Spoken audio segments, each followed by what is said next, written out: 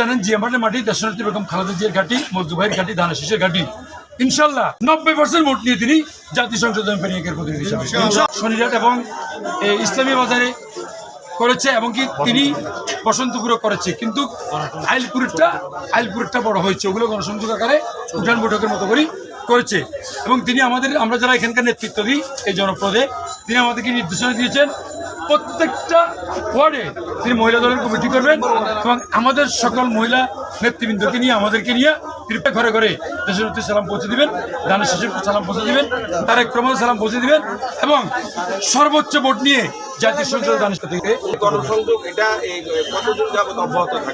উনি বলছে একেবারে নির্বাচন পর্যন্ত উনি এটা অব্যাহত রাখবেন। আপনারা দেখেছেন গত সপ্তাহে তিনি এসেছিলেন, পূজার সময় তিনি প্রত্যেকটা পূজা মণ্ডপের জন্য টাকা দিয়েছেন, তিনি সবাইকে শুভেচ্ছা জানিয়েছেন। আজকে আবার এক সপ্তাহ পরে তিনি এসেছেন এবং কি আগামী সপ্তাহে তিনি বলেছেন জিয়ামাট এবং দরবারপুর ও অন্যান্য জায়গায় আনন্দপুর এগুলোতে তিনি গণসংযোগ করবেন। তিনি বলছেন সপ্তাহে 3 দিন করে এখন তার নির্বাচন রেখে থাকবেন।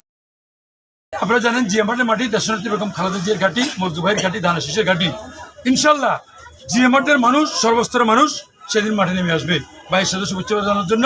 আর আপনি একটা কথা বলেছিলেন যে কেমন ভোট পেয়ে তিনি সংসদে যাবেন, 90% ভোট নিয়ে তিনি জাতীয় সংসদ এমপির প্রতিনিধি হিসাবে ইনশাল্লাহ।